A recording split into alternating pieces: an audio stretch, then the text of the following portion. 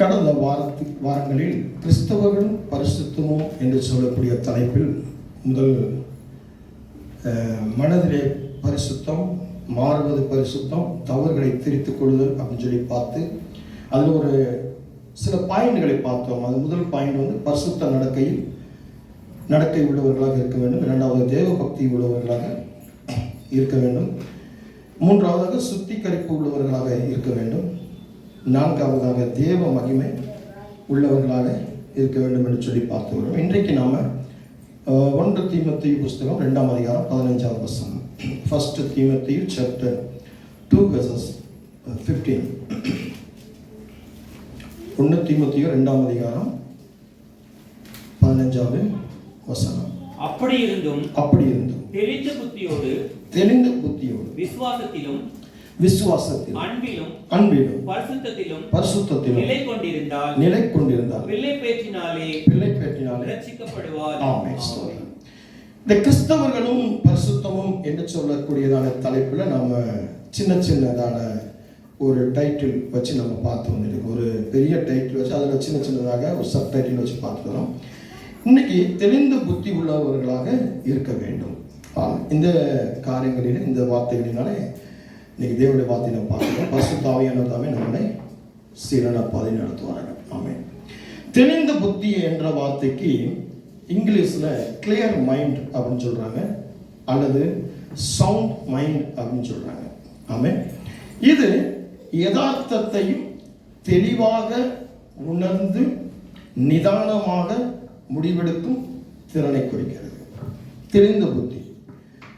அடுத்து, குழப்பம் இல்லாமல் சரியான முடிவை எடுப்பதற்கு தெளிந்த புத்தி தேவை என்று சொல்லி இந்த காரியத்தை வழிவகுக்கிறதை குறித்து பார்க்கணும்.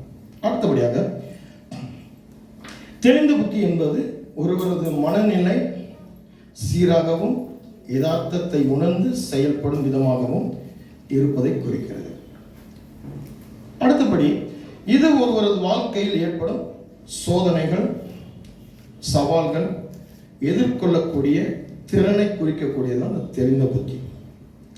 ஒருவரது வாழ்க்கையில மேம்படுத்தவும் வெற்றியடையும் உதவக்கூடியதுதான் இந்த தெளிந்த புத்தி. இந்த தெளிந்த புத்தி நமக்குள்ள இருக்கா? இன்னைக்கு நம்ம தெளிந்த புத்தி இல்லாமல் தான் இன்னைக்கு அநேக காரியங்களில் பரிசுத்தத்தை இழந்திருக்கிறோம். இந்த பரிசுத்தத்தை இழந்திருக்கிறதுனால தான் நமக்குள்ள அன்பு இல்லாமல் போயிருக்கு. அன்பு இல்லாமல் போயிருக்கிறதுனால தான் நமக்குள்ள விசுவாசம் கர்த்தரை நோக்கி இல்லாமல் போயிருக்கு. அதுக்கு கவனமா பார்க்கணும். இருக்கீங்களா?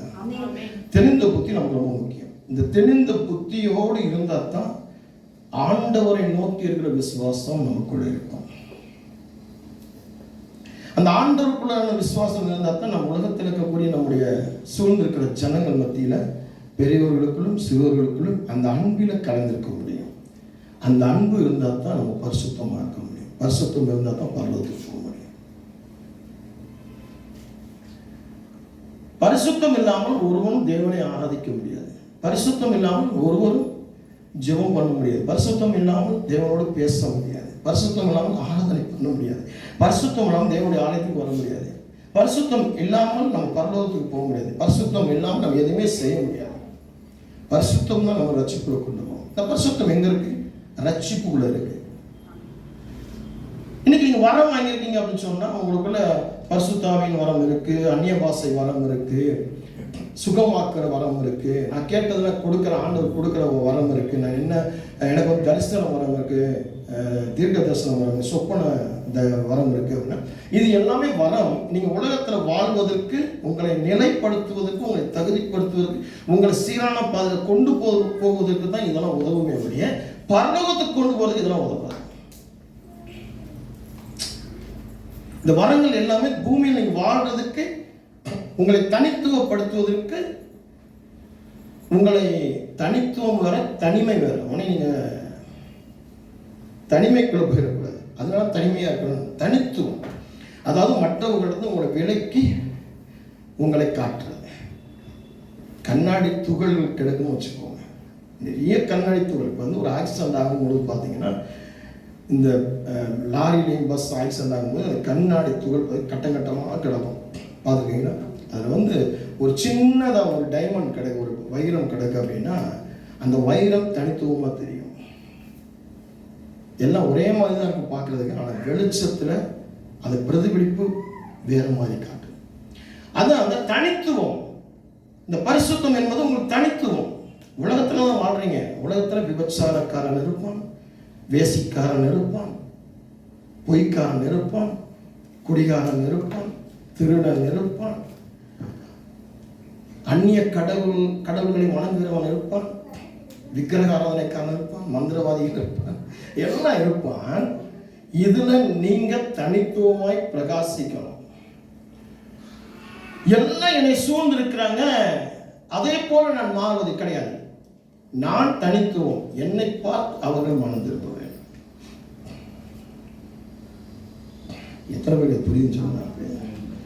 இந்த தெளிந்த புத்தி நமக்குள்ள வேணும். நம்ம ஒரு பேருக்கு ஒரு ஜபம், பேருக்கு ஒரு வேத வாசிப்பு, பேருக்கு அப்படியே சபைக்கு வந்துட்டு போறது. ஒரு சபையில அங்கத்தினராக இருக்கிறது மாத்திரமல்ல, சபையில கனி கொடுக்கிறவர்களாக நாம் மாற வேண்டும். அப்படி மாறுவதற்கு நமக்கு தெளிந்த புத்தி ரொம்ப தேவை. ஏன்னா இந்த தெளிந்த புத்தின்றது ஒருவரது வாழ்க்கையினுடைய தரத்தை மேம்படுத்தக்கூடியதாக இருக்கிறது, வெற்றியை அடைய செய்ய வைக்கிறதா இருக்கிறது.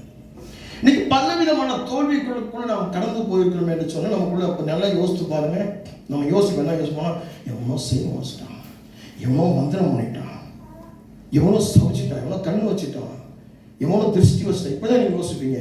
இல்லை, தெளிந்த புத்தி இல்லாததுனாலே நீங்கள் அங்கே இழந்து போயிருக்கீங்க, வெற்றியை அங்கே அடையாமல் போயிருக்கீங்க, அந்த மேன்மையை அடையாமல் போயிருக்கீங்க.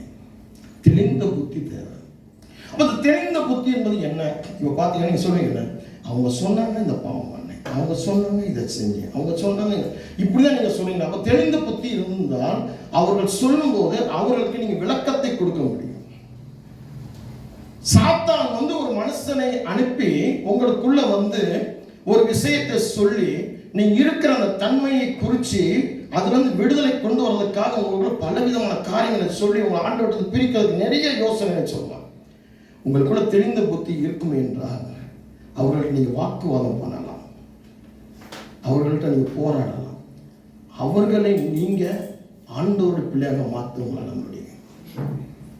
நீங்க என்ன பண்றீங்க? நம்ம தெளிந்த புத்தி இல்லாதனால அவங்க வாக்குவாதம் பண்ணும்போது, அவங்க போராடும் போது, அந்த போராட்டத்துக்குள்ள உங்களால ஜெயிக்க முடியாமல், அவங்க சொல்றது சரிதான், கரெக்ட் தான், இவ்வளவு ஜெபம் என்னத்தை கண்டோம், இவ்வளவு நாள் சபைக்கு போய் என்னத்தை கண்டோம், பாட்டு பாடி என்னத்தை கண்டோம், ஞானஸ்தானம் எடுத்த என்னத்தை கண்டோம், ஒரு நாள் அவங்கள போல மாறி போயிடுமே அப்படின்னு சொல்லி நம்ம பாவத்துக்குள்ள போயிடும்.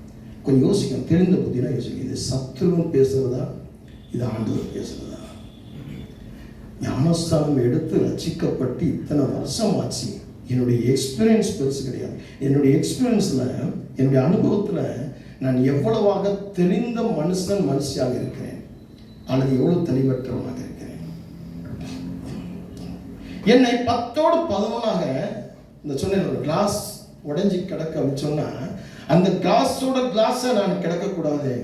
அங்கே விழுந்த ஒரு முத்தை போல அல்லது ஒரு வைரத்தை போல அந்த இடத்துல மற்றவர்களுக்கு நான் ஒரு எடுத்துக்காட்டாக இருக்கீங்க. எத்தனை பேர் புரியுது? விசுவாசம்னா என்ன? வெறும் பணத்தை கேட்டு பணத்தை நோக்கி பார்த்து, கடனையும் கடன்காரனையும் நோக்கி பார்த்து நம்முடைய தேவையை மட்டும் நோக்கி, இது இல்லை. விசுவாசம் என்பது எதுவுமே இல்லாமல் இருக்கும் பொழுது, எதுவுமே நடக்காமல் இருக்கும்போது, கிடைக்க எந்த ஒரு வாசலும் திறக்காமல் இருக்கும், எல்லாம் அடைக்கப்பட்டிருக்கும் போது இயேசு கிறிஸ்துவை மட்டுமே நம்பி, இயேசு கிறிஸ்துவை மட்டுமே உறுதியாக நம்பி, அவர் என்னை கைவிட மாட்டார். அவர் அழைத்த தேவன், அவர் உண்மை உள்ளவர், அவர் ஜீவன் உள்ளவர். அவரிடம் தான் எனக்கு ஒத்தாசை வரும். வானத்தையும் பூமியும் படைத்த தேவன் இடத்துல எனக்கு ஒத்தாசை வரும். அந்த ஒத்தாசை ஒரு பர்வதங்களுக்கு நேராக என் கண்களை ஏறிட்டேன். இதுதான் விசுவாசம். நம்ம என்ன பண்ணுவோம்? ஜெபமாக இருக்கட்டும் பிரதர். கடந்த நாளில் பார்த்தீங்கன்னா ஒரு ஆசீர்வாதம், குடும்ப ஆசீர்வாதம் கூட்டு வச்சோம். நிறைய பேர் ஒருத்தரையும் கால சபை இருக்காங்க. அப்போ சபனை என்ன? ஆசீர்வாத கூட்டமா? ஆசீர்வாதத்துக்கு பங்கு விட்டு ஆசீர்வாதம் பெற்றுக்கணும். ஆலோசனை கூட்டமா? ஆலோசனை கேட்டு ஆலோசனை பெற்று அதுல ஜெயத்தை பெற்றுக்கொள்ளணும். விடுதலை கூட்டமா, விடுதலை கூட்டத்துக்கு வந்து விடுதலை பெற்றுக்கொள்ளணும். கர்த்தரை ஆராதிக்கிற ஆராதனைக்கு வந்து அங்கே நான் பரிசுத்தத்தை பெற்றுக்கொண்டு போகணும்.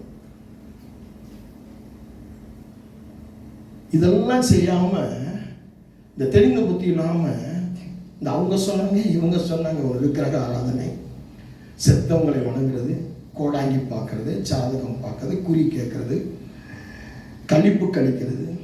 இன்னைக்கு பெரிய கிறிஸ்தவ ரசிக்கப்பட்டு ஞானஸ்தானம் எடுத்தவங்க வீட்டில் எல்லாமே இன்னைக்கு பார்த்தீங்கன்னா கழிப்பு கழிக்கிறாங்க. ஐயா, பூசணிக்காய் உடைக்கிறாங்க.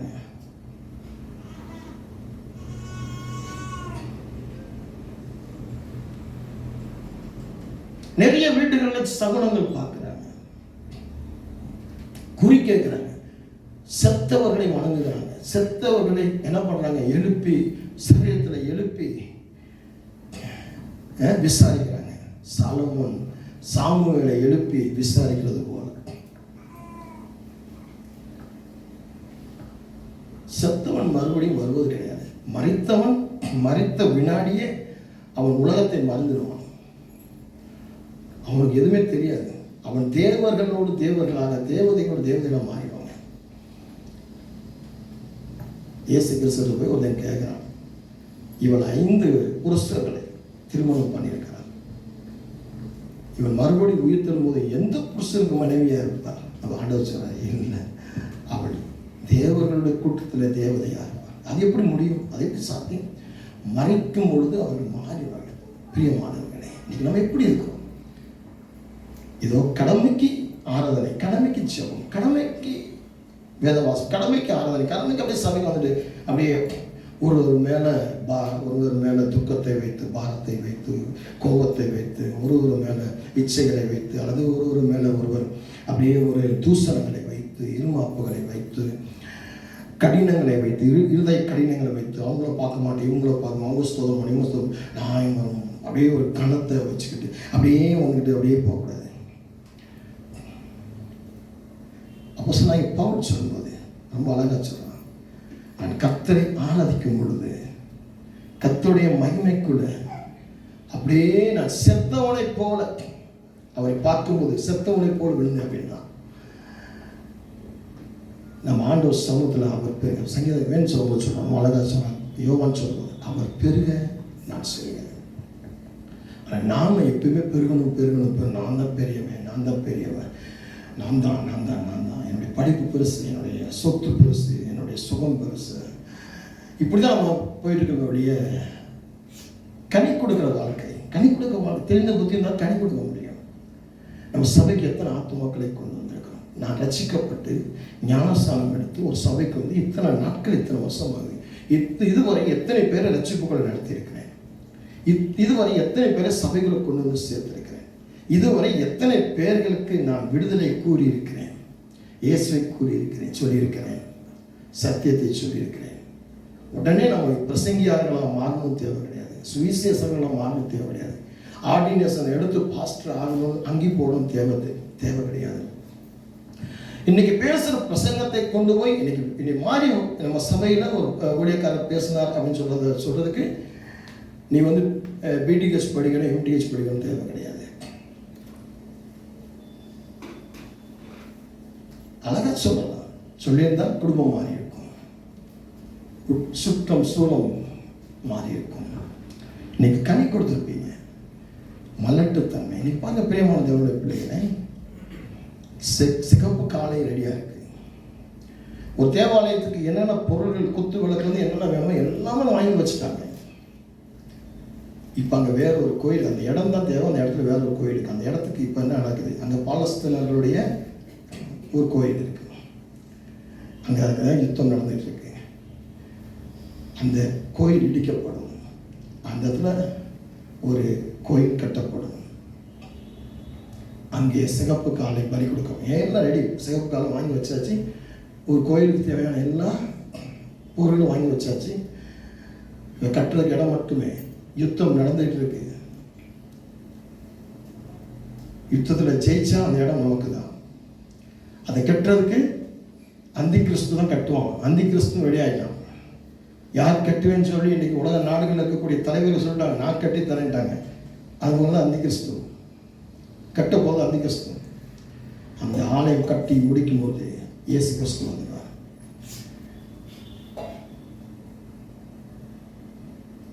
இன்னொரு விஷயம் என்ன, தானியேல் புத்தகத்தில் சொல்லப்பட்டிருக்கிறது, அறிவு வளரும் பொழுது நான் வந்து விடுவேன். ஒரு மனிதனை உருவாக்கும் போது வந்துடுவேன். ஒரு மனிதனை உருவாக்கக்கூடிய தன்மை வந்துச்சு. இரண்டாவது ரோபோ வந்துச்சு. இப்போ ஏஐ என்ற ஒரு காரியம் வந்துச்சு. இதெல்லாம் போக இப்போ ஒரு புதுசாக சைனாக்காரன் கண்டுபிடிச்சிருக்கான். என்ன கண்டுபிடிச்சிருக்கான் தெரியுமா? ஒரு மனுஷன் சாகும்போது அவன் சாக விடாதபடி மறுபடியும் உயிர் தர வைக்க முடியும். வேண்டாம், மறுபடியும் உயிரோடுக்க முடியும். சாவை காண விடாதபடிக்கு. எப்படி? அந்த செல்ஸ் தானே அவன் வீக்காகி சாகுது. அந்த செல்ஸ்களை பூரா எடுத்துட்டு திருப்பி அதுக்கு வல்லமைகளை கொடுத்து பவர்களை கொடுத்து மறுபடியும் அந்த மனுஷன் அப்படி ஏற்றும் போது அவன் மரணம் வராது. கண்டுபிடிச்சிட்டான். உலக நாடுகளை நீங்கள் கண்டுபிடிச்சிட்டான். இதை நான் இந்த செய்தியை நான் படிக்கும்போது நான் என்ன என் வீட்டில் சொல்லிக்கிட்டு இருந்தேன். பாஸ்டர்மாட்டையும் என் மகள்கிட்டையும் தீவனாட்டையும் என்ன சொல்லிட்டேன், நான் இயேசு வர போகிறேன். தானியோடைய புஸ்தகம் கொண்டிருக்கு. அறிவு அதிகமாகும் பொழுது இயேசு கிறிஸ்து வந்துட்டா, இதெல்லாம் ஏன் வேலை? சத்தியத்துக்கு புறமான காரியங்களை கண்டுபிடிக்கும் பொழுது, சத்தியத்துக்கு மீறின ஒரு விஷயத்தை கண்டுபிடிக்கும் போது இயேசு கிறிஸ்து வருவார். இன்னைக்கு அப்படிப்பட்ட சூழ்நிலைகள் உலகத்தில் நடந்துகிட்டு இருக்கு. சத்தியத்துக்கு விரோதமாக, சத்தியத்துக்கு தவறான ஒரு போதனை காரியங்களை இன்னைக்கு சொல்லக்கூடியதான தன்மை வந்துருச்சு. அப்போ ஆண்டவர் சீக்கிரம் வர போறார். ஆண்டவருடைய அந்த முதல் வருகை வந்தாரு, குழந்தையா வந்தாரு, மறைச்சாரு, உயிர் தந்தாரு, எல்லாம் பண்ணாரு, போயிட்டார். இப்போ இரண்டாவது வருகை ரகசியம். இந்த இரண்டாவது வருகை ரகசியத்தில் சபைகள் மட்டுமே எடுத்துக்கொள்ளப்படும். எந்த சபை எடுத்துக்கொள்ளப்படும்? தேவ ஆலயங்கள் எடுத்துக்கொள்ளப்படாது. வெளிப்படுத்தின விசேஷத்தில் சொல்லும் போது தேவ ஆலயங்கள் அங்கே பரலோகத்தில் இருப்பது கிடையாது. ஏனென்றால் அங்கே இயேசு கிறிஸ்து தேவாலயமாக இருப்பார்னு சொல்லப்பட்டிருக்கு. தேவ ஆட்டுக்குட்டியானவரை தேவாலயமாக இருப்பார். அப்போ சபைகள் எடுத்துக்கொள்ளப்படும். எங்க சபைகள்? 2 பேர் 3 பேர். 2 பேர் களை எடுத்துக்கிட்டு இருக்கான், கதிரை கட் பண்ணிட்டு இருக்கிறான்னு சொன்னா, விதை வச்சிருக்கேன்னு சொன்னா ஒருவன் எடுத்துக்கோ, ஒரு கைவிடப்படும். 2 பேர் பெட்ரூம்ல படுத்துருக்கலாம் அப்படின்னு சொன்னா ஒருவன் கைவிடப்படும், ஒருவன் எடுத்துக்கொள்ளப்படும். 2 பேர் பேசிக்கிட்டு நடந்து போனா ஒருத்தன் எடுத்துக்கூட ஒருத்தன் கைவிடப்படும். நான் எடுத்துக்கொள்ளப்படும், நான் கைவிடப்பட்டால் அந்த 1000 ஆண்டு மோசமான பெரும் பாடுள்ள ஆண்டு. அந்த 1000 ஆண்டு பயங்கரமா இருக்கும். அந்த ஆட்சி அந்தி கிறிஸ்துவோடைய ஆட்சி இருக்கும். இன்னைக்கு நடக்கிற ஆட்சிகள்லாம் பார்த்து நம்ம அப்படி இப்படின்னா வேதம் இல்லை, இதை காட்டிலும் பயங்கரமாக இருக்கும் அந்தி கிறிஸ்துவோடைய ஆட்சி. உங்களுக்கு எல்லா நம்பர்கள் கொடுத்துருவோம். இப்பயே சொல்லிட்டு இருக்கிறாங்க. வீடுகள்லாம் அட்ரஸ் இருக்காது. 121 அப்படின்லாம் சொல்ல மாட்டாங்க. ஒரே ஒரு நம்பர் மட்டும் கொடுத்து உங்கள் வீட்டுக்கு போஸ்ட் பண்ணுறோம். இனிமேல் நீங்கள் வந்து reverend DS Isaac Samuel, care of STS Sam Albert, son of care of son of போட்டு வீதி, ஃப்ளாட் நம்பரு, அந்த நம்பர் இந்த நம்பரு இதெல்லாம் போடணும். இப்போ அவங்க தான் அப்படியும் வராது. ஃபோன் நம்பர் கொடுத்தாலும் வராது. சில போஸ்டர் வந்து ரிட்டர்ன் ஆகும். ஆனால் இனி வரக்கூடிய நாட்களில் ஐசக் சாமுவேல் அப்படின்னா என் வீட்டு நம்பர் மட்டுமே, இந்த வீட்டு நம்பர் போட்டால் அந்த வீட்டுக்கு போஸ்ட் வந்துடும், கொரியர் வந்துடும். இன்றைக்கி கூட பார்த்தீங்கன்னா அங்கே ஆன்லைனில் நீங்கள் சாப்பாடுகள், பீஸா இதெல்லாம் நீங்கள் ஆர்டர் கொடுக்குறீங்க அப்படின்னு சொன்னால் அந்த நம்பரை வச்சு தான் வந்துருக்கு. ஃபோன் நம்பர், அந்த நம்பரை வச்சு தான் வந்துட்டுருக்கு. நீ வரக்கூடிய நாட்கள் அதிகமாக தான் ஆகும். ஆண்டவர் சீக்கிரம் வர போகிறார். நீங்கள் சபையில் இல்லைன்னு சொன்னால் நீங்கள் கைவிடப்படுவீங்க. சபையில் உங்களுடைய கனி இருக்கணும்.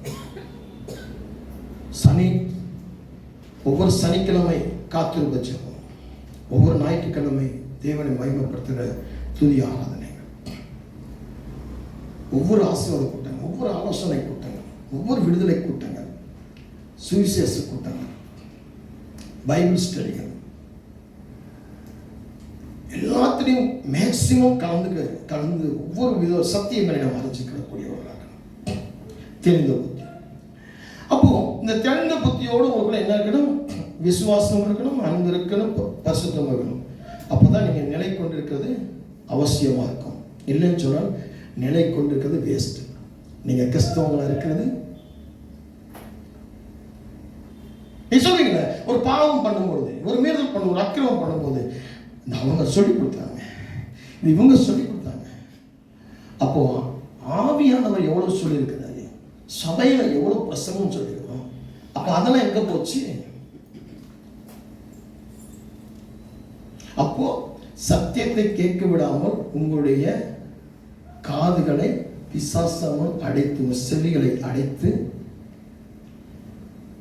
எதுக்கு செவிகளை திறந்து கொடுக்கிறான்? கட்டுக்கதைகளுக்கும், பொல்லாத விஷயங்களுக்கும், பாவத்துக்கும், பலிக்காரங்களுக்கும், பலவிதமான தவறுகளுக்கும் உங்கள் செவிகளை திறந்து கொடுக்கிறான். அதன்படி நீங்க நடக்கிறீங்க. தெரிந்த புத்தி உள்ளவர்களாக இருந்தால் உங்க சேவையை அதற்கு அடைத்து எதுக்கு திறப்பீங்க? நீங்க சொல்றீங்க, அவங்க சொன்னாங்க, அதனாலதான் நம்ம செஞ்சோம்.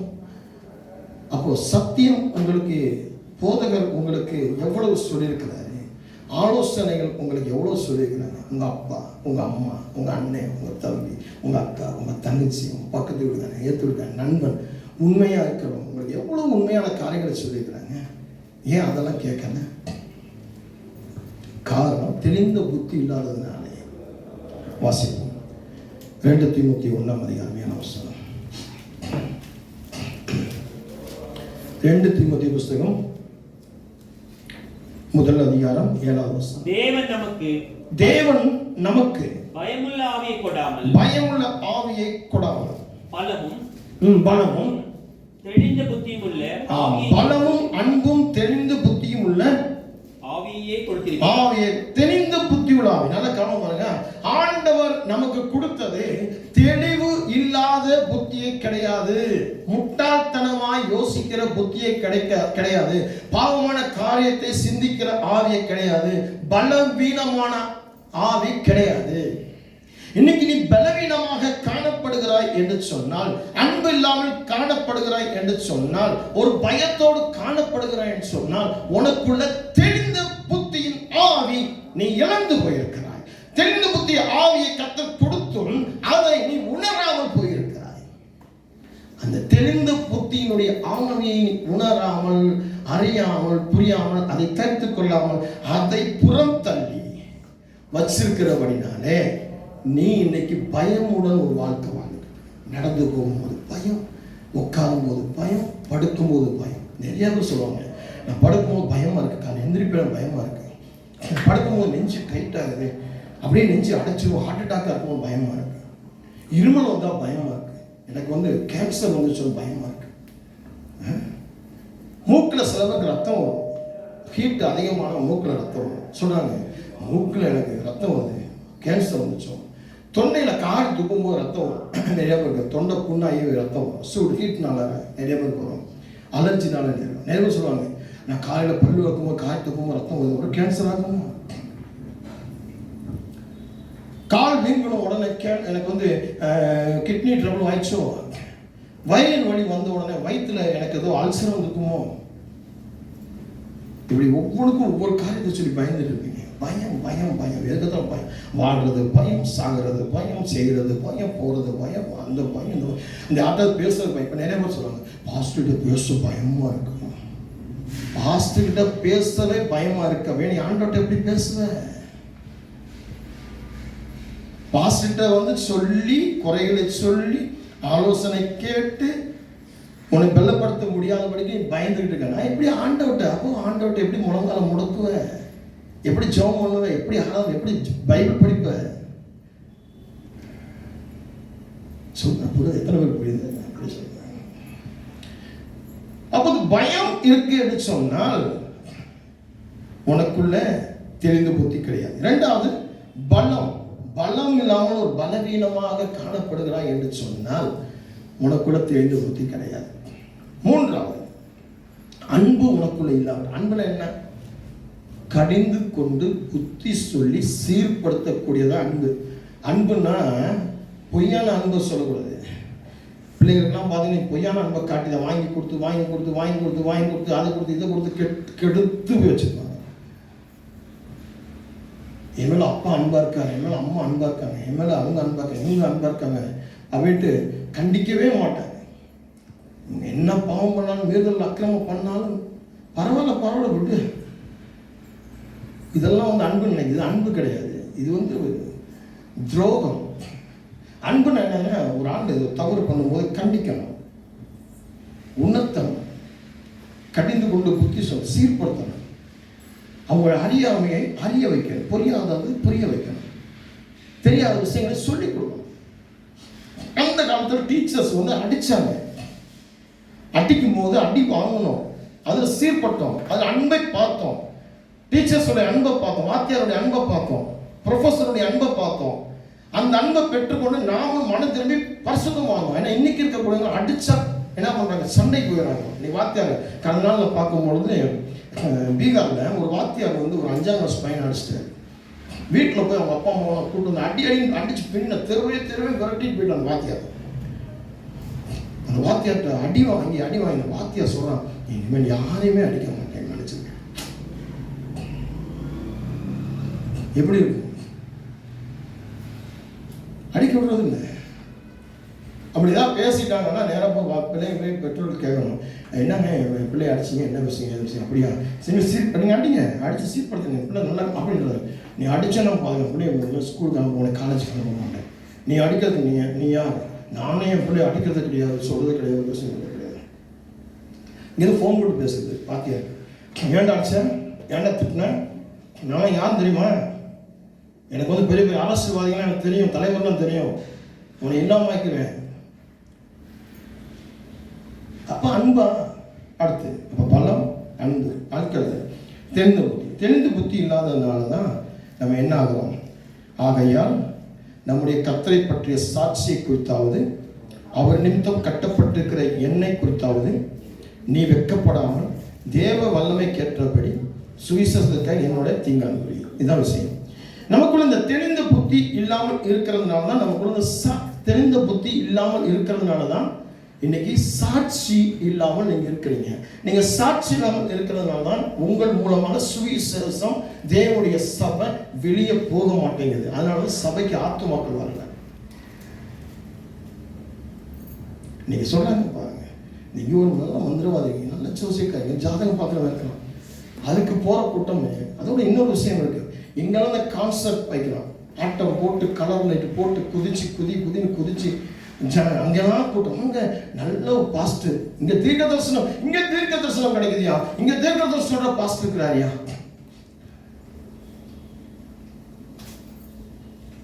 நீங்க பூரா நீங்க நிறைய பேர் நான் சொல்லுவது, நீங்க சபையில இருந்தா தான், சபையில கட்டப்பட்டா தான், சபையில சாட்சியா இருந்தா தான், சபை சாட்சி வெளியே போனா, சபையில இருக்கிற சுவிசேஷம் வெளியே போனா தான், சபை வளர்ந்தா தான், நீங்க எவ்வளவு தீங்கு அனுபவிச்சாலும் நீங்க சாட்சியாக ஜீவனோடு இருந்தா தான், அந்த தெரிந்த புத்தி இருந்தால் தான் நீங்க பரலோகத்துக்கு போக முடியும். இந்த ரோடுகள்ல மேடைகள்ல அங்க திடல்கள்ல பேலஸ் கிரவுண்ட்ல அங்க லொட்டு லொஸ்குல மீட்டிங் வச்சு, தீர்க்க தரிசன மீட்டிங் வச்சு ஆட்டம் போட்டு பாட்டு பாடி கான்செப்ட் பண்ணிட்டாங்கன்னா அது உங்களை பரலோகத்துக்கு கூட்டு போகாது. இன்னும் உங்களை தெளிவு அந்த புத்திகளை இழக்க செய்து உங்களை என்ன செஞ்சிடும். நீங்க நினைப்பீங்க, இந்த பாஸ்டர் அங்கே போன ஆசீர்வாதத்தையா கூறுறாரு, நல்லா இருக்குங்க, இங்கே போனா என் குற்றத்தை குறைகளை சொல்லவே மாட்டேன்றாரு, நீ நல்லா இருப்ப அங்கே போயிட்டு வந்தோன்னு எனக்கு பணம் வந்துச்சு, அங்கே போயிட்டு வந்தோன்னு எனக்கு சொத்து வந்துச்சு, அங்கே போயிட்டு வந்தோம் எனக்கு அது வந்துச்சு இது வந்துச்சு. கர்த்தரிடத்துல நெடுநாள் காத்திருந்து ஒவ்வொரு தீங்குக்குள்ள சாட்சியாக இருந்து அப்படியே பரிசுத்தத்தை இழந்து போகாத உத்தமத்தோடு இருந்து செயல்படுற ஒரு காரியம் இருக்கேன், அதுதான் வெற்றியின் வாழ்க்கை. அந்த வெற்றியின் வாழ்க்கை தான் 33 வருஷம் ஊழியத்தை நாங்கள் பெற்று செய்து கொண்டிருக்கோம். நிறைய பேருக்கு தெரியாது. சாட்சி ரொம்ப முக்கியம்.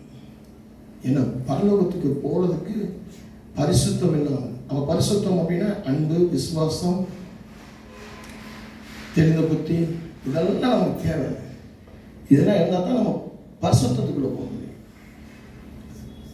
வெறும் பரிசுத்தத்தை போய் ஆண்டவர்கிட்ட நின்றுக்கிட்டு ஆண்டவரே என் கண்ணை சுத்தப்படுத்துங்க, ரத்தத்தால் கழுவுங்க, இதயத்தை கழுவுங்க, வாயை கழுவுங்க, உதட கழுவுங்க, கையை கழுவுங்க, காலை கழுவுங்க, அதை கழுவ மாட்டாரு. லாஸ்ட் டைம் நான் சொல்லும் போது இந்த ப்ராசஸ் அப்படின்றது வந்து ஒரு பெரிய விஷயம். இதை இந்த ப்ராசஸ் நம்ம பண்ணாதான் அந்த பரிசுத்தத்துக்கு வர முடியும். பரிசுத்தத்துக்கு வந்தால் தான் நம்ம பரலோகத்துக்கு போக முடியும். எதுவுமே செய்யாமல் எதுவுமே நடக்காமல் ஆண்டவர் சொல்றீங்க. நிறைய பேர் பார்த்தீங்கன்னா சும்மா ஆண்டவர் உனக்காக யுத்தம் பண்ண வசந்த தூக்கிட்டு வந்துடுவாங்க. நீ சும்மா இரு, ஆண்டவர் உனக்காக யுத்தம் பண்ணுவாங்க, அதனால சும்மா இருக்கிறேன், எதுவும் பேச மாட்டேன், போக மாட்டேன், வரமாட்டேன், செய்ய மாட்டேன், ஜெபம் மாட்டேன், பைபிள் படிப்பேன், எல்லாம் ஆண்டவர். இந்த வசனம் இருக்கு. வசனம் என்பது என்ன சொன்னா, எதுவுமே செய்யாதன்னா நீ யுத்தம் பண்ணாத. சாத்தானை பார்த்து இயேசு நாமத்தில் அப்பாலை போ சொல்லாத, உன்னை கட்டுகிறேன்னு சொல்லாத, எனக்கு அவங்க விரோதமா செஞ்சாங்க அவங்க நாசமா போகணும்னு சொல்லாத, எனக்கு விரோதமா பேசிட்டாங்க அவங்க அவமானப்பட்டு அவங்க எங்கேயாவது அழிஞ்சு போகணும்னு சொல்லாத. நீ அதுல சும்மா இரு. கர்த்தருடைய சமுத்திரம் காத்துரு, ஜெபத்துல காத்துரு, ஜெபத்துல தரித்துரு, பரிசுத்தத்துல தங்கிடு. அப்பதான் நான் உனக்கு யுத்தம் பண்ணுவேன். கத்து நிறைய பேருக்கு தெரிய மாட்டேங்குது. வசனங்களை சத்தியங்களை சத்தியத்தை அறியாதபடி சத்தியத்தை தவறாக புரியும். அதுக்குன்னு ஒரு கூட்டம் இருக்கு, பிரசங்க கூட்டம் இருக்கு, சுவிசேஷ கூட்டம் இருக்கு. அதுக்குன்னு சில பாஸ்டர் புதுசாக முளைச்ச அந்த பாஸ்டர் திடீர்னு மழை பெஞ்சு காலம் முளைச்ச பாஸ்டர் இருக்கு. திடீர்னு பெரிய சபை, பெரிய மீட்டிங். நம்ம என்ன பார்க்கணும், பெரிய மீட்டிங் வைக்கிறீங்க, பெரிய ஊழியர்களை கொண்டு வந்து பயங்கரமான மீட்டிங், 24 மணி நேரம் மீட்டிங், 48 மணி நேரம் மீட்டிங், 40 நாள் உபவாசம். அப்போ பயங்கரமாக ஊழியக்காரன் வல்லமையான ஊழியக்காரனாக்கா போட்டு அதே சூனியங்கள் கட்டப்படும், வியாதிகள் கட்டப்படும், வெள்ளி சூனியங்கள் என்ன பண்ண போகணும், இது பண்ண போகணும். அப்புறம் அங்கதான் போகணும். நல்ல கூட்டம் இருக்கு, வரம் நிறைஞ்ச பாஸ் போட்டுறோம், வரம் நிறைந்த ஊழியக்காரன், தீர்க்க தரிசன ஊழியக்காரன். உடனே நம்ம அதை பார்க்கிறோம், சத்தியத்தை பார்க்கணும். சத்தியத்தை அறிவீர்கள், சத்தியம் உங்களை விடுதலையாகும். குமாரன் விடுதலை கொடுக்கப்படுமா, விடுதலை உண்டு. கர்த்தருடைய ஆவியான விடுங்க, அந்த விடுதலை உண்டு. இதுதான் விஷயமே. உங்களுக்கு சபையில என்ன கூட்டம் இருக்கு, எல்லா கூட்டத்தையும் கலந்துக்கிறோம். இனிமேல் எல்லாம் அந்த கூட்டம் வராம இருக்கக்கூடாது. அதை விட பெரிய காரியம் இந்த உலகத்துல எதுவுமே கிடையாது. ஆண்டவருக்கு மேல எதுவுமே பெருசு கிடையாது. அதுக்கு மேல நீங்க பெருசா நீங்க நினைக்கிறீங்கன்னா அது உங்களை என்ன பண்ண போகுது, பரலோகத்துக்கு நேராக அல்ல, நரகத்துக்கு நேராக கொண்டு போகுதுன்னு அர்த்தம். ஆண்டவருக்கு மேல, ஆண்டவருடைய சபைக்கு மேல, ஆண்டவருடைய பிரசனத்துக்கு மேல, ஆண்டவருடைய வார்த்தைக்கு மேல உனக்கு மேல ஒரு விஷயத்தை கொண்டு வந்து கொடுத்து இதுல சேர விடாதபடிக்கு அதுக்குள்ள கொண்டு போகுது அப்படின்னு சொன்னா நீ பரலோகத்துக்கு நேராக அல்ல, உன் ரட்சிப்பு பரலோகத்துக்கு நேராக அல்ல, உன்னுடைய பரிசுத்தம் இல்லை, எல்லாத்தையும் இழந்து போயிட்டு இருக்கிற, அந்த தெளிந்த புத்தி இழந்து போயிட்டு இருக்கிற. இப்ப நீ எங்க போயிட்டு இருக்கிற, நரகத்துக்கு நேராக போயிட்டு இருக்கிற. சத்ருவானவன் உன்னுடைய நரகத்துக்கு நேராக கூட்டிட்டு போயிட்டு இருக்கான். பெருசா ஒரு விஷயத்தை உன் மைண்டுக்குள்ள கொண்டு வந்து பேசி இன்னைக்கு நிறைய ஜெபம் இல்லாத வாழ்க்கை. எனக்காக டிஜிஎஸ் தினகரனுடைய ஃபேமிலி ஜெபம் பண்ணும். 4 மாவடியில் மோசஸ் ஜெபம் பண்ணுவார், மோகன் சி லாசரஸ் ஜெபம் பண்ணுவார், ஹைதராபாத்தில் வந்து அம்மையார் ஜெபம் பண்ணுவாங்க, அமெரிக்காவில் இருக்கக்கூடியதான அருமையான ஐயா அவங்க ஜெபம் பண்ணுவாங்க, இவங்க ஜெபம் பண்ணுவாங்க. எனக்கு அந்த ஊழியக்காரன் தெரியும், இந்த ஊழியக்காரன் தெரியும், அவங்க கூட சேர்ந்து ஃபோட்டோ எடுத்துருக்கேன், இவங்க கூட சேர்ந்து ஃபோட்டோ எடுத்துருக்கேன், இங்கெல்லாம் நான் ஜெப குறிப்பு அனுப்புகிறேன், இங்கெல்லாம் எனக்கு புக்கு வருது, வசனம் வருது, அது வருது, இது வருது. இல்லை, பரலோகத்திலிருந்து உனக்கு வார்த்தை வரணும், பரலோகத்திலிருந்து ஆவியான வரணும், பரலோகத்திலிருந்து சத்தியம் வரணும், அங்கிருந்து உனக்கு வெளிப்பாடு வரணும், அங்கிருந்து தரிசனம் வரணும், அங்கிருந்து உனக்கு அழைப்பு வரணும். விசுவாசி பரிசுத்தமாக அப்பதான் பரலோகத்துக்கு. இன்னைக்கு இப்படி ஒரு சில இடங்கள்ல தான் இந்த சத்தியத்தை, கடைசி கால சத்தியத்தை அறிவிச்சுட்டு இருக்கோம். நீ பல இடங்களில என்ன பண்றாங்க, சத்தியத்தை அறிவிக்கிறதில்ல, வெறும் செழிப்பு, ஆசீர்வாதம். நீங்க என்ன பாவம் பண்ணாலும், நீங்க வராம இருந்தாலும், நீங்க கொடுத்தீங்கன்னா உங்க வீடு கட்டிடுவீங்க, நீங்க கொடுத்தீங்கன்னா கார் வாங்குவீங்க, கொடுத்தீங்கன்னா என்ன பண்ணுவீங்கன்னா, இன்னைக்கு ஏமாந்து போய் என் வீட்டுக்கு முன்னாடி ஒரு கார் வந்து நிற்கணும், என் வீடு கட்டணும், காடு போகணும், நிலம் போகணும், இப்படிதான் போயிருக்காங்க. அந்த வீட்டுக்குள்ள நிம்மதி இல்லை, பரிசுத்தம் இல்லை, உத்தமம் இல்லை, ஞானம் இல்லை, அறிவு இல்லை, கீழ்ப்படுதல் இல்லை, ஒழுக்கம் இல்லை. பிள்ளைகள் ஒரு பக்கம், பெற்றவர்கள் ஒரு பக்கம், பெரியவங்க ஒரு பக்கம், சின்னவங்க ஒரு பக்கம். ஒரு விஷயத்தை கூட வாய் திறமை. சில வீடுகளில் நம்ம பார்க்கணும், சின்ன விஷயத்தை கூட வாய் திறக்க முடியல. வாய் திறந்தாங்க என்ன இது? வாக்குவாதங்கள், சண்டைகள், குழப்பங்கள். இன்னும் ஐயோ வாய் திறமை இன்னும் பிரச்சனை பெருசாகுது, என்ன நிம்மதியாக இல்லைன்னா ஓடிக்கிட்டு இருக்காங்க பிள்ளைங்க. நிறைய பிள்ளைங்க எப்படி ஓடிட்டு இருக்காங்க தெரிய மாட்டேங்குது. நம்ம செய்கிற அந்த யோசனை புத்தி இல்லாமல் செய்கிற காரியம் என்ன? எடுத்து வாசிப்போம். நீதிமொழிகள் 14ஆம் அதிகாரம் 15ஆம் வசனம். Proverbs chapter 14 verses 15. நீதிமொழிகள் 14. பேதையானவன் எந்த வார்த்தையை நம்புவான்? விவேகியோ தன் நடையின் மேல் கவனமாய் இருக்கிறான். ஆமென்.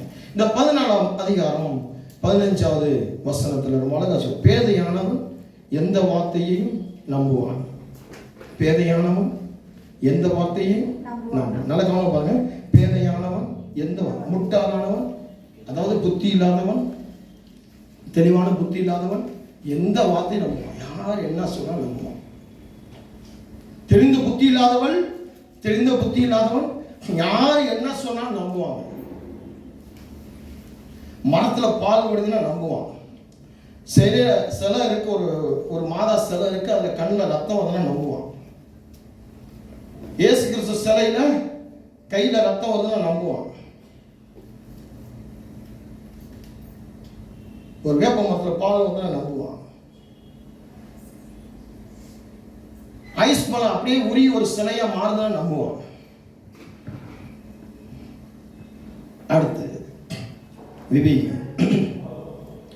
விவேகியோ தன் நடையின் மேல்.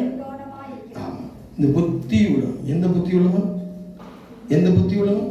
தெரிந்த புத்தி உள்ளவன். தெரிந்த புத்தி உள்ளவன் தன் நடையில கவனமா இருப்பான். எங்க போறது, எங்க வர்றது, எப்படி நடக்கிறது, எந்த இடத்துல எப்படி தாண்டி போகணும், எப்படி இறங்கி போகணும், எப்படி ஏறி போகணும், அதே போல ஒரு வாழ்க்கையில் எந்தெந்த இடத்துல எப்படி எப்படி இருக்கணும் அப்படின்னு இதைத்தான் பவுல் சொல்லி கொடுத்தாரு. நான் எபிரேயர்களுக்குள்ள போகும்பொழுது, கிரேக்கர்களுக்குள்ள போகும்போது, ரோமபுரிகளுக்குள்ள போகும்பொழுது, யூதர்களுக்குள்ள போகும்போது, அப்படியே ஒவ்வொரு இடங்கள்ல நான் அப்படி மாறுவேன். ஆனா இவங்க என்ன சொல்லுவாங்க, அங்க போனோம்னா யூதர்களை போல ஆகி யூதர்கள் வணங்கின கடவுளை வணங்கிட்டார், யூதர்கள் சாப்பிட்ட சாப்பாடை சாப்பிட்டார், ரோமபுரிகள் செஞ்ச தவறு இல்லை. அங்கெல்லாம் போய் அவர்களை போல இருந்தாரே ஒழிய அவங்க செய்யல. அங்க இவர் ஆண்டவருடைய சத்தியத்தை கொண்டு போனார். தெளிந்த புத்திய நடையில கவனமா இருந்தார். சொல்றது ஏன்னா நிறைய பேர் சத்தியம் தெரியலங்க. பைபிள் படிக்கிறீங்க, பைபிளுடைய விளக்கம் தெரியல. அதனாலதான் இன்னைக்கு இப்படியே நடக்குது. உங்க சபையில் அந்த தெளிந்த புத்தி உள்ளவர்களாக மாற்றி, உங்க சீசர்களாக மாற்றி, உங்க சீடர்களாக மாற்றுதான் எங்களுடைய நோக்கமா இருக்கு. அதைத்தான் நாங்கள் செஞ்சுக்கிட்டு இருக்கிறோம். இவ்வளவு பேர்களுக்கு நாங்கள் என்ன பண்ண ஆர்டினேஷன் கொடுத்துருக்கோம். இவ்வளவு பேர்களுக்கு நாங்கள் வார்த்தைகளை கொடுத்து இவ்வளவு பேர்களை சபையில் எழுப்பி அனுப்பியிருக்கிறோம். யாரையுமே அடிமைப்படுத்துறது கிடையாது. எல்லாரையுமே விளங்க செய்ய முடியாது. ஆனா நீங்க எப்படி இருக்கிறீங்க? தெரிந்த புத்தி இல்லாமல் சபையை கோளா கண்டுபிடிக்கிறது, வார்த்தையை கோளா கண்டுபிடிக்கிறது, பைபிள் வார்த்தையை கோளா கண்டுபிடிக்கிறது, பாடல்கள் கோளா கண்டுபிடிக்கிறது, இசைக்கருவிகளை கோளா கண்டுபிடிக்கிறது, விசுவாசிகளுக்குள்ள கோளா கண்டுபிடிக்கிறது, ஊழியக்காரர்களை கோளா கண்டுபிடிக்கிறது. சமாதானம் இல்லை, ஐக்கியம் இல்லை, அன்பு கிடையாது, விசுவாசம் கிடையாது, ஒருவருக்கு ஒரு பணிவு சுழிவு கிடையாது. அப்படியே வந்துட்டு அப்படியே இறுக்கமான இதயத்தோடு இறுக்கமா போறது. ஏன் வரோம் ஏன் போறோம் தெரியாது. ஒரு ஆசீர்வாத கூட்டங்களுக்கு வர்றது கிடையாது, ஒரு காத்திருப்பு ஜெபங்களுக்கு வர்றது கிடையாது, ஒரு விடுதலை கூட்டங்களுக்கு வர்றது கிடையாது, ஒரு ஆலோசனை கூட்டங்களுக்கு வர்றது கிடையாது. சபையில கட்டுப்படுறதுக்கு ஒரு பேச்சுவார்த்தைகளுக்கு வர்றது கிடையாது. எப்படி கட்டணும், எப்படி கனி கொடுக்கணுன்றதுக்கு வர்றது கிடையாது. சபையில உங்களுடைய பாத்திரம், உங்களுடைய கேரக்டர் என்னன்னு கூட தெரியாது. எனக்கு தெரிந்து புத்தி இல்லை. வாசிங்க 1 பேதுரு 1:13. 1 பேதுரு 1:13.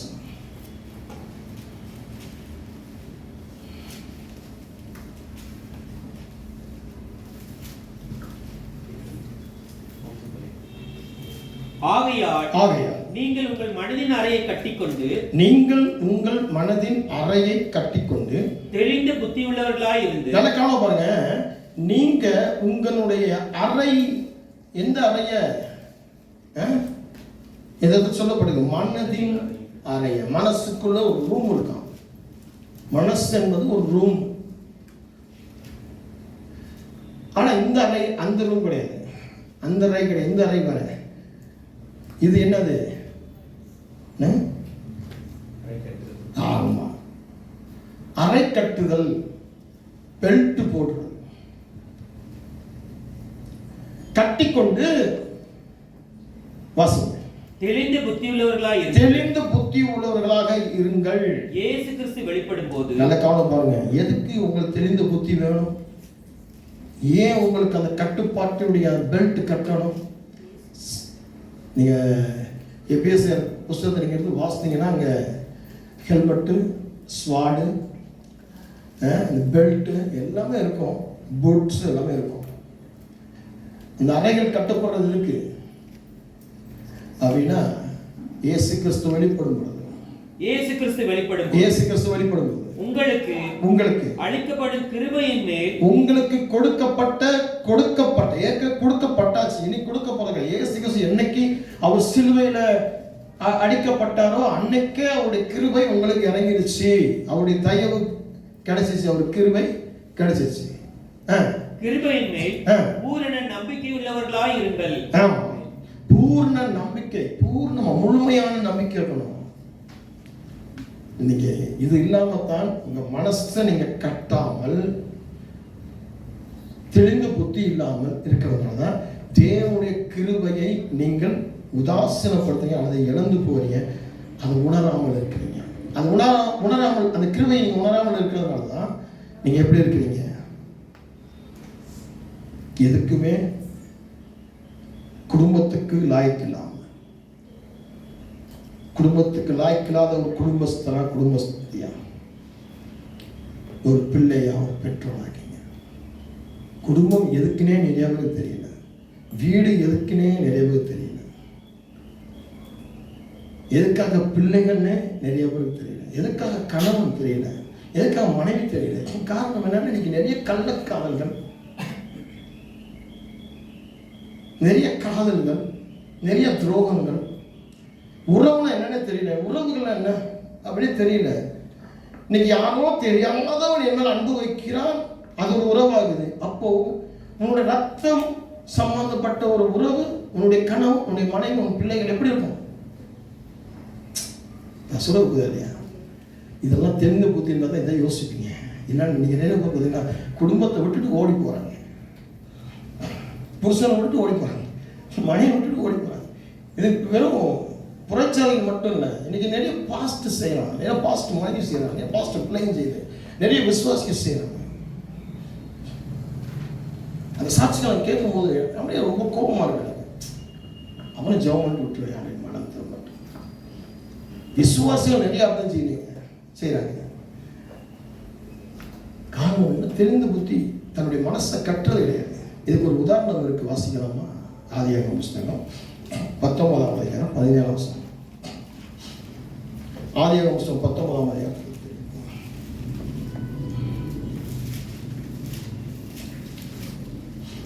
அவர்கள் வெளியே கொண்டு போய் விட்ட பின்பு, அவர் உன் ஜீவன் தப்ப ஓடிப்போ, பின்னிட்டு பாராதே, இந்த சமபூமியில் எங்கும் நில்லாதே, நீ அழியாதபடிக்கு மலைக்கு ஓடிப்போ என்றார். இங்க லோத்துவை பார்த்து ஆண்டவர் சொல்றாரு. லோத்து மேல ஆண்டவர் மனம் இறங்கினாரு. ஏன் இறங்கினாரு? லோத்து கொஞ்ச காலம் ஆபிரகாம் கூட இருந்ததுனால, ஆபிரகாமை கர்த்தர் நேசித்ததுனால, ஆபிரகாம் கூட இருந்தவனையும் கர்த்தர் நேசிக்கிறார். இப்போ இவனை இந்த இடத்த விட்டு போ, இந்த இடம் அழிய போகுது அப்படின்னு சொல்றாரு. காரணம் என்னன்னா இவன் மேல வச்சிருக்க காரியம் கிடையாது, ஆபிரகாம் மேல வச்ச ஒரு காரியம். அதே போல இன்னைக்கு நீங்க பண்றீங்கன்னா, தவறு பண்றீங்க, மீறல் பண்ண, அக்கம் பண்றீங்கன்னா, நீங்க இன்னைக்கு ஒவ்வொரு இடத்துல நீங்க ஆண்டவர் உங்க இறக்கத்தினால, கிருபையினால உங்களை திரும்ப மாத்தி மாத்தி பாவத்தை மறந்து திரும்ப அவங்க அணைச்சிக்கிட்டு இருக்கிறாருன்னா உங்களால் அல்ல, உங்களுக்காக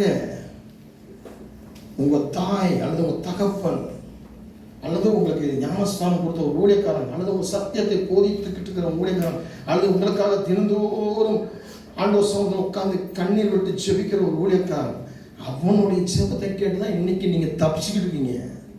இல்லைன்னு சொன்னா நீங்க செய்யற தவறுகளுக்கெல்லாம் ஆண்டவர் டக்கு டக்கு டக்கு டக்கு கட்டி போட்டாருன்னா, கட் பண்ணி விட்டாருன்னா இன்னைக்கு நீங்கெல்லாம் தலையெல்லாம் உள்ளவங்க தான் அணையணும். நீங்க செய்யற பாவங்களுக்கு அறுபது போன காரியங்களுக்கு. லோத்துக்கு அப்படிதான் போ அப்படின்றாரு, ஓடி போயிட்டு என்ன நடக்குது இப்போ வாசிங்க வசனத்தை மறுபடியும். அவர்களை வெளியே கொண்டு போய் விட்ட பின்பு அவர், உன் ஜீவன் தப்ப ஓடிப்போ, பின்னிட்டு பாராதே, இந்த சமபூமியில் எங்கும் நில்லாதே, நீ அழியாதபடிக்கு மலைக்கு ஓடிப்போ என்றார். இப்போ இந்த இடத்துல திரும்பி பார்க்காத, இந்த இடத்துக்கு வராத அப்படின்னு சொல்றாரு. ஆனால் இங்க வராங்க. யார் வராங்க? 23 வசனம். லோத்து சோவாருக்குள் வரும்போது பூமியின் மேல் சூரியன் உதித்தது. அப்பொழுது கர்த்தர் சோதோமின் மேலும் கோமராவின் மேலும் கர்த்தராலே வானத்திலிருந்து கந்தகத்தையும் அக்னியையும் வர்ஷிக்க பண்ணி 26 அவன் மனைவியோ பின்னிட்டு பார்த்து உப்பு தூண் ஆனாள். இங்க வராத, இங்க பின்னிட்டு பார்க்காத, இங்க அப்படின்றாரு. இப்பதான் தெரிந்து புத்தினா இங்க செய்யாத, இங்க செய்யாத, இது விக்கிரகம், இதை வணங்காத, இது செத்தாது, வணங்காது, செத்தது, இது போயிடுச்சு, முடிச்சு, இதோட பீரியட் முடிஞ்சு போச்சு. அவ்வளவுதான். ஐசக் சாமுவேல் இருக்கிற அப்படின்னா நீங்க நான் மறைச்சு போயிட்டேன்னா அவ்வளவுதான். திருப்பி நீங்க pastor Isaac Samuel reverend doctor அவர் PhD பண்ணிருக்கார் அப்படின்னு சொல்லி போட்டோவை தூக்கி நீங்க வைக்கலாம், வேஸ்ட். அவ்வளவு முடிஞ்சு போச்சு, சேப்டர் முடிஞ்சு போச்சு. நான் இப்ப நீங்க என் மகளுக்கு நான் பொண்ணு மாப்பிள்ளை தேடும் போது நான் சொல்லுவேன், நான் ஒருவேளை மறைச்சு போனால் இந்த சபை மூடாதபடிக்கு தொடர்ந்து நடத்துறதுக்கு ஒரு அழைப்புள்ள ஒரு ஊழியக்காரன் தான் வேணும் அப்படின்னு சொல்லிட்டு கேட்டிருக்கேன். நான் சொல்றது இல்லையா? அப்போ இந்த சபைக்கு தான் நான் எதிர்பார்க்கிறேன் ஒழிய என்னை கடவுளா வணங்குறது. என் மனைவிட்ட கூட சொல்வேன், நான் இறந்தால் உனக்கான ஸ்தானம் இதுதான், நீ இப்படி நடந்துக்கோ. இன்னைக்கு வரைக்கும் அதை என் பிள்ளைகளுக்கு மனைவிட்ட சொல்லி கொடுப்பேன். என் மூத்தவங்க மறைச்ச என் மூத்த மகள் கூட அதான் சொல்லி கொடுத்தேன். இப்போ இருக்கிற மகள்கிட்ட அதான் சொல்லுவேன், என் மனைவிட்ட அதான் சொல்லுவேன், பாசமாக தான் சொல்லுவேன். இப்படிதான் இருக்கணும். எது வணங்கக்கூடாது, எதுவுமே இது பண்ணக்கூடாது, என்னை கடவுளாக நினைக்கக்கூடாது. இப்போ என் மகள் இறந்துட்டாங்க, வரப்போகிற திங்கட்கிழமை 5வது வருஷம். எதுவுமே என் மகளை தூக்கி எதுவுமே இருந்தால், என் மகள் இருந்தால் அவள் இப்படி சாட்சியாக இருந்தாள், இப்படி இருந்தாலும் அப்படி இருந்தாலும் பேசுவேன். என்னுடைய அவளை சாமியா, கடவுளா, தேவனா இருக்கா, தேவதையா இருக்கா, அது இன்னைக்கு வரைக்கும் என்ன பேசுனது கிடையாது. இன்னைக்கு வரைக்கும் என் சொப்பனத்தில் வந்தது கிடையாது. ஆனால் நிறைய பேர் சொல்லுவாங்க, கல்யாணம் சொப்பனத்தில் வந்துச்சு, அதான் பொய்யுங்க. அப்போ சொல்ல பொய்யுங்க, அது எப்படி கத்துறது?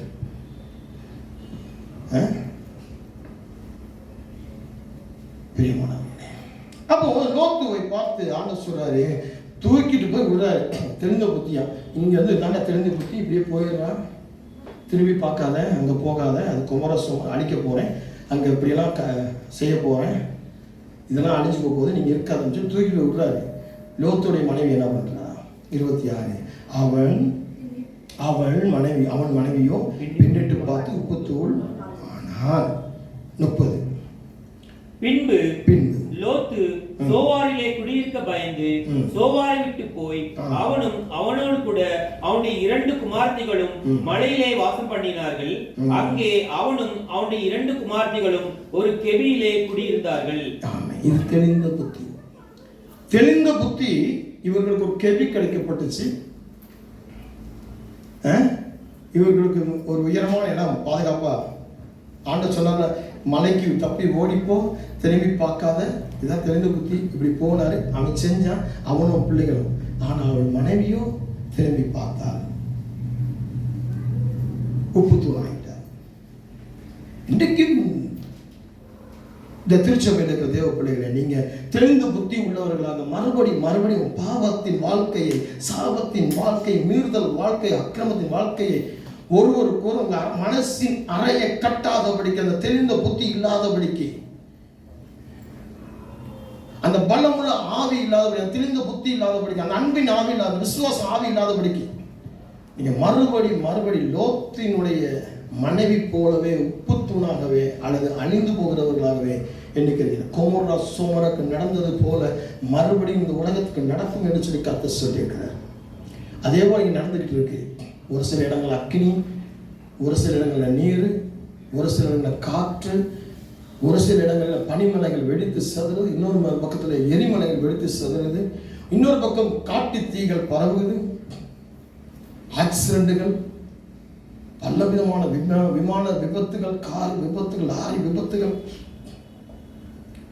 டெல்லியில் ஒரு லாரி போயிட்டு இருக்கு, அப்படியே அந்த பள்ளத்துக்குள்ள ரோடு பள்ளமாக தான் லாரி அப்படியே விழுந்துருக்கு. அது எத்தனை பேர் அந்த செய்தி பார்த்தீங்கன்னு தெரியல. ஸ்கூல் வேன் போகுது, ரயில்வே கிராசிங் கிடக்குது, ட்ரெயின் ஒன்று அடிக்குது. நினைச்சு பார்க்கிற விஷயமா நடக்குது. ஆபிரகாமுக்கு மனம் இறங்கின தேவன் லோத்துக்கு மனம் இறங்கினது போல உங்களுக்கு ஏதோ மனம் இறங்கிட்டு இருக்கிறாரு. அதனால நீங்க செய்யற தவறுகள், மீறுதல், அக்கிரமத்தில் விட்டு கொடுத்துட்டே போயிட்டு இருக்கீங்க. உடனே நீங்க பெரிய பாக்கியவான் கிடையாது, பாக்கிய உத்தமம் கிடையாது, தெளிந்த புத்தி உள்ளவன் கிடையாது. விழுந்து போவதற்கு ஈஸி, ஆனால் எழுந்திருக்கிறது ரொம்ப கஷ்டம். ஆனால் ஏதோ ஒரு ஆபிரகாமுக்கு இறங்கின தேவன் ஏதோ ஒரு செபத்தினால உங்களுக்கு மனம் இறங்கிட்டு இருக்கிறார். தெளிந்த புத்தி உள்ளவர்களா இருங்க. 1 பேதுரு 1ஆம் அதிகாரம் 13ஆம் வசனத்தில் வாசித்தோமே, என்ன வாசித்தோம்? அறையை கட்டிக்கொண்டு, தெளிந்த புத்தி உள்ளவர்களாக இருந்து, அறையை கட்டிக்கொண்டு, மனசின் அறையை கட்டிக்கொண்டு. ஏன்னா மனசுக்குள்ளதான் பிசாசம் நிறைய காரியங்களை கொண்டு வந்து பேசுவாங்க, மனசை தான் கெடுப்பாங்க. அதனாலதான் மனசை புதிதாக்குறது, மனசை புதிதாக்குறது. மனம் புதிதாக்குறதுனால தான் நீங்க வாழ்க்கையில் புதிதாக முடியும். மனசு இருளாகாதபடி பார்த்துக்கணும், மனம் சோர்ந்து போகாதபடி பார்த்துக்கணும்.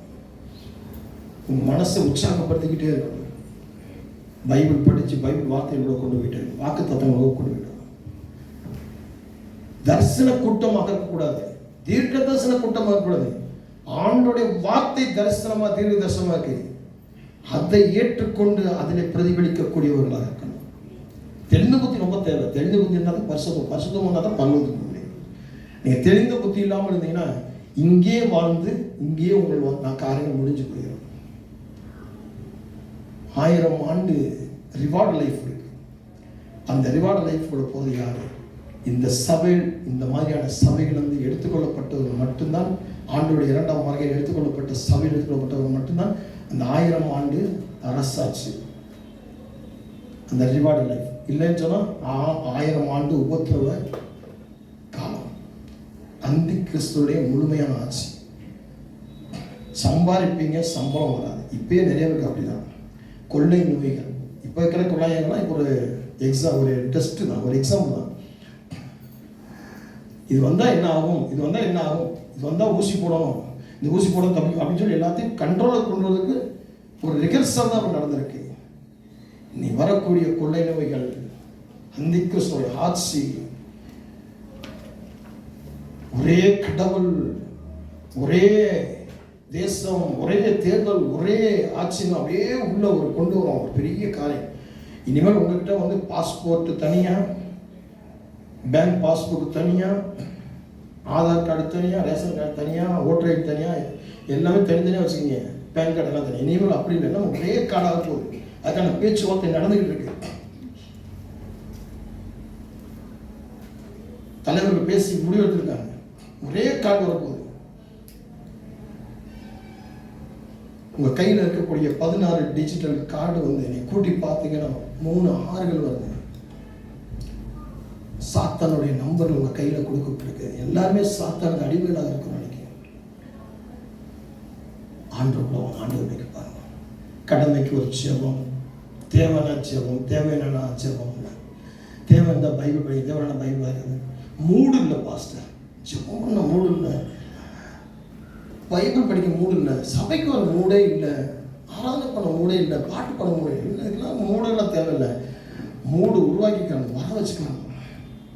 ஆண்டவர் நோக்கி பார்த்துக்கிட்டு பரிசுத்தமாக வாழணும். கிறிஸ்தவர்கள் பரிசுத்தம் ரொம்ப முக்கியம். இதனுடைய தொடர்ச்சி வருகிற வாரத்தில் பார்த்து முடிப்போம். அடுத்த வாரத்தில் கண்டிப்பாக நம்ம நிறைவு செய்வோம் நினைக்கிறேன். ஆமாம், கர்த்தர் பெரிய காரணம். தெரிந்த புத்தியுள்ளவர்களாக இருங்க. தெரிந்த புத்தியுள்ளவர்களாக இருந்து உங்கள் வீட்டை நடத்துங்க, குடும்பத்தை நடத்துங்க, மனைவி பிள்ளைங்க நடத்துங்க, கணவன் பிள்ளைகளை நடத்துங்க, வேலையை நடத்துங்க, சபையை நடத்துங்க, ஊழியத்தை நடத்துங்க. தெரிந்த புத்தி இல்லைன்னு சொன்னால் விழுந்து போயிடுவீங்க. எங்களையே நாங்கள் தெரிந்த புத்தி இருக்கிறனால தான் 33 வருஷம் இழுத்து நாங்கள் எப்படி வந்துடுவோம். தெரிந்த புத்தி இல்லைன்னு சொன்னால் இன்றைக்கி இப்போயும் நாங்கள் சபையை க்ளோஸ் பண்ணிவிட்டு, இந்த சபையை அடைச்சிட்டு ஊழியத்தை ஊற்றி மூடிட்டு வீணாக போயிருப்போம், நாங்களாம் இல்லாமல் ஆகி போயிருப்போம். அப்படிதானே? தெளிந்த புத்தி இருக்கிறதுனால தான் இழுத்து வந்துக்கிட்டு இருக்கிறோம். தீங்கு அனுபவிச்சு, பாடு அனுபவிச்சு, விசுவாசத்தோட கத்தோட கத்தலாம். இல்லைன்னா எங்களை உங்களை ஏமாத்துறதுக்கு எத்தனை காதலர்கள், காதலிகள், எத்தனை விக்கிரகங்கள், எத்தனை சிலைகள், எத்தனை கள்ளக்காதலும் வந்துச்சு. அப்போ எங்களுக்கு வராமல் இருக்குமா?